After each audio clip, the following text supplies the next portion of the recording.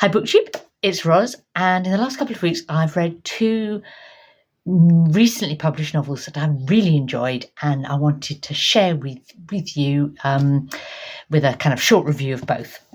And they are Old God's Time by Sebastian Barry and Cuddy by Benjamin Myers. I think this one came out late February and this one a couple of weeks later, mid-March. And they're both authors from the British Isles, Barry Irish, Myers English, but very particularly from the north of England.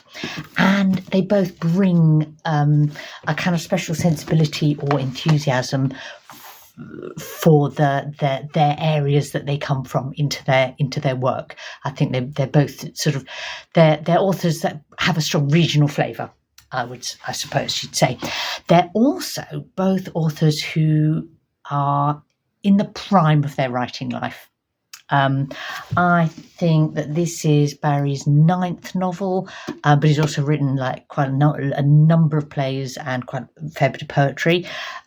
This is Myers' 10th novel, although he's about 20 years younger than Barry. But yeah, mature, accomplished, polished writers who are confident in their writing and able to take risks, be a bit bold, do rich and interesting things with language and style, I suppose.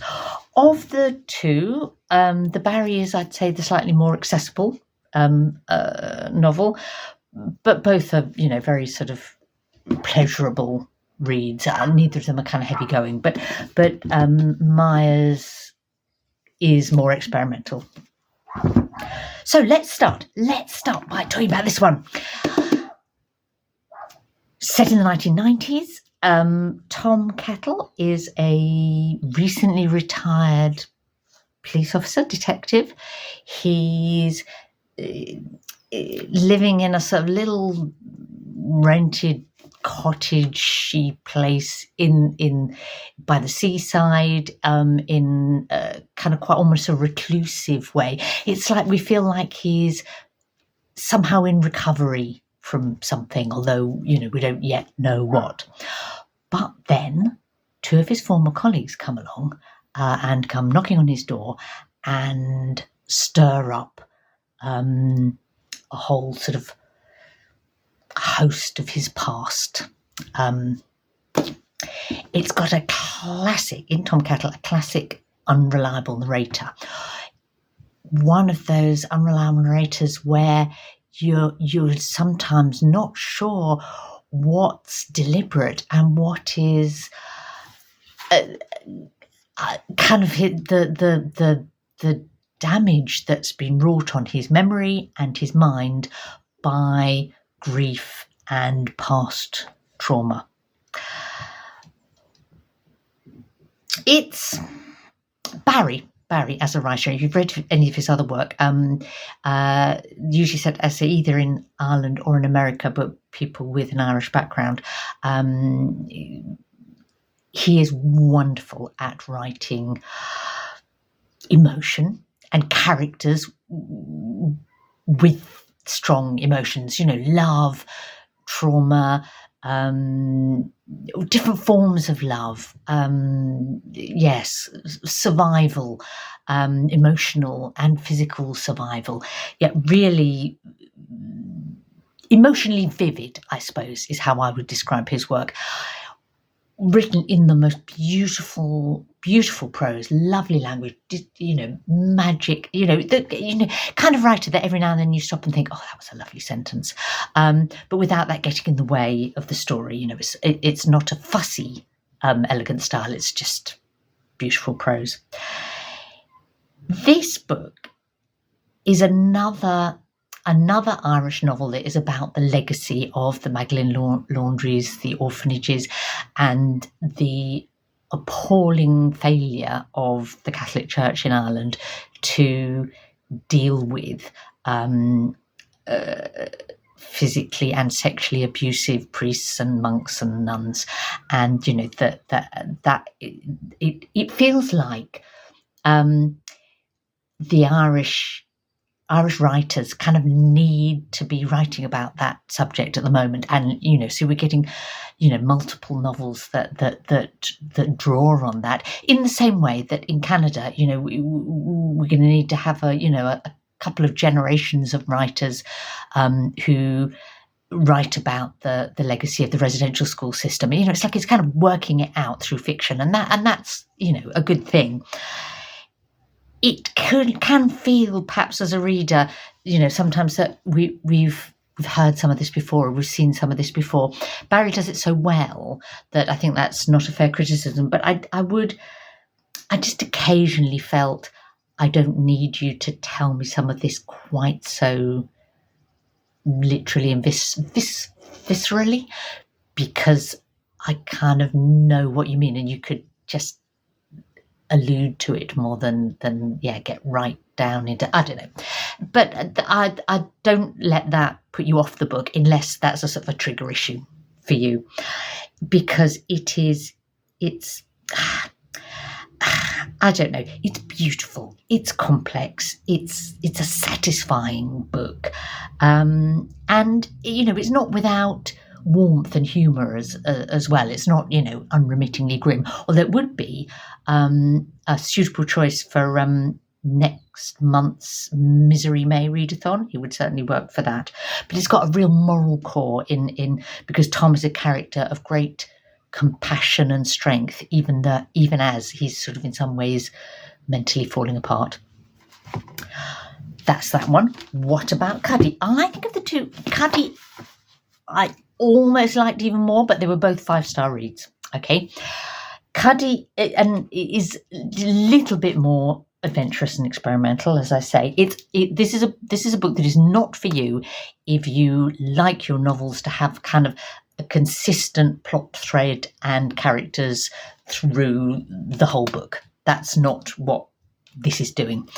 It's kind of like an epic of the north of England. It's in 6 sections, 4 sort of big ones and 2 little ones. So 6 sections, and the earliest of those sections is in 687. Yep.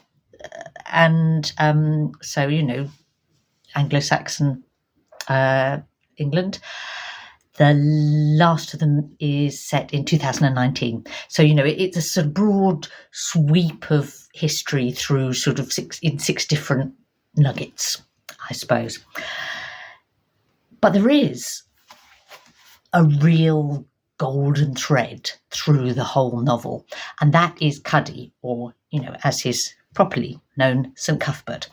So St Cuthbert was a 7th century shepherd, monk, bishop, hermit, and then after his death, saint.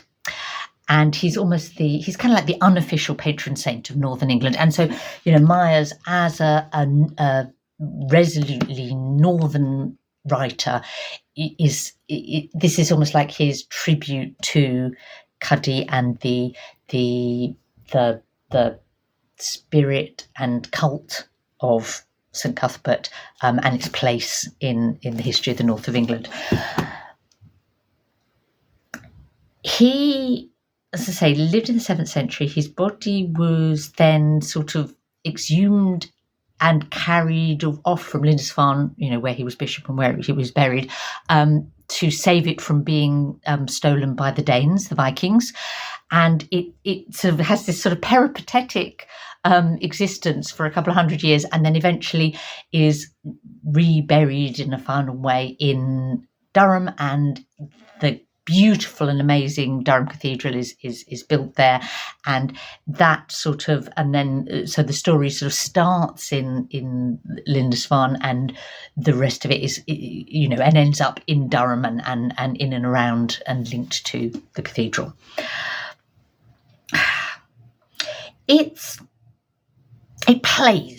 Myers plays a lot with 4 in this novel. Okay, so the first 2 sections, the 7th century little bit, that's the prologue, which is Cuddy's death, and then the sort of late 10th century section have they're like a mixture between poetry and prose. There's sort of I don't know, they're kind of like visionary and very atmospheric, and there's sort of a sense of travel and like almost sort of stream of consciousness but with strong characters to latch onto, and a narrative thread. It's not just sort of vision and atmosphere. The next section is in 14th century Durham, and that's more your kind of immersive historical fiction, where you've got a couple of characters to really attach to. Ada, the brewer and abused wife, and Francis Rolfe, the good-natured stonemason who's working on the cathedral, and it's sort of straightforward but well written and convincing historical fiction, that section. Then we get a chunk that is a play set in one night in the cathedral in during the English Civil War, and it's tragic and intense and sort of slightly spooky and short. Next section is a early 19th century ghost story with a sort of obnoxious central character who then starts out very full of himself and kind of ends up almost sort of mentally destroyed by his experience in Durham with ghosts. And for us, the reader, the ghosts delightfully are kind of recognisable as characters from earlier parts of the story, but completely different style.